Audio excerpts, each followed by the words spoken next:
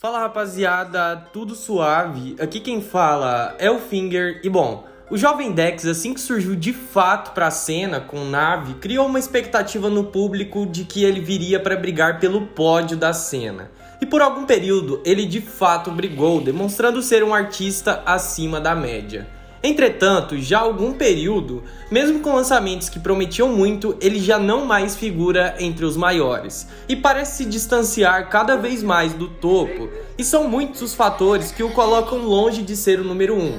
E é sobre tudo isso e mais um pouco que falarei no vídeo de hoje, uma crítica ao Jovem Dex, que você vê só aqui no Universo Estranho.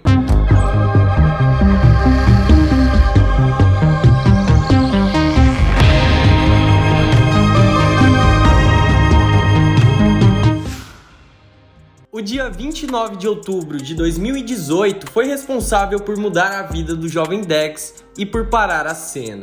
Nesse dia, o Jovem Dex lançava seu primeiro trabalho pela Hash, Na'Vi, um som de quase 100 milhões de views e que já o credenciou como um grande nome para o futuro da cena. Em Na'Vi, ele trouxe um trap mais pra cima, numa pegada alternativa, um pouco diferente daquele trap com algum compromisso aos padrões já existentes. Ele brincou de fazer trap nesse som e a galera pirou. E o Jovem Dex, mesmo sem outros trabalhos, já era o favorito de muitos.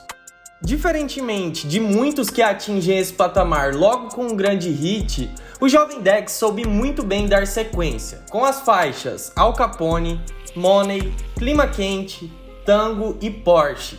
Isto indo de Na'Vi em meados de 2018 até o fim de 2019.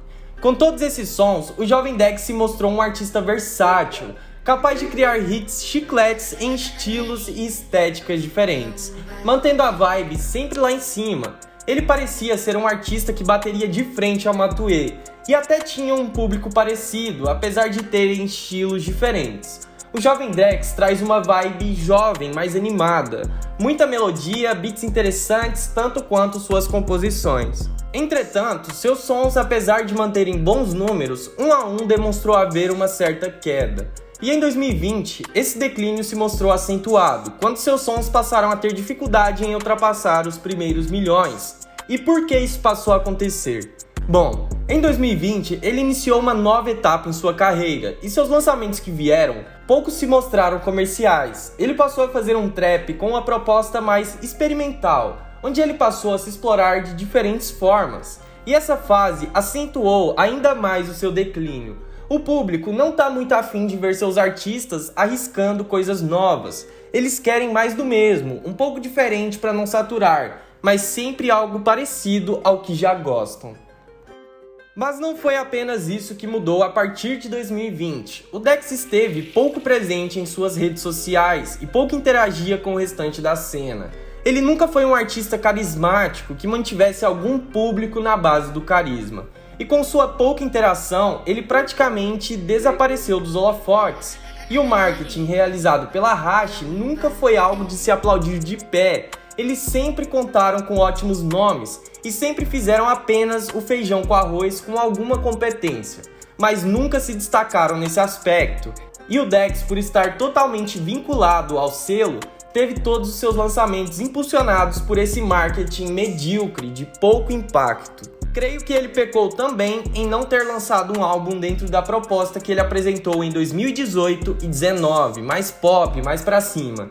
Talvez isso tivesse feito com que ele chegasse em lugares maiores. Sem um álbum, seu primeiro trabalho mais extenso veio por meio de um EP, Trap List, que contou com 4 faixas. E apesar de contar com um ou outro som interessante, todo o trabalho que veio após a produção das faixas e dos clipes ou das artes, enfim, foi bem mais ou menos. O nome do EP não é nada chamativo, as artes são super simples, falta muito carisma nesse trabalho e ele escancarou o quanto o Dex decaiu em hype.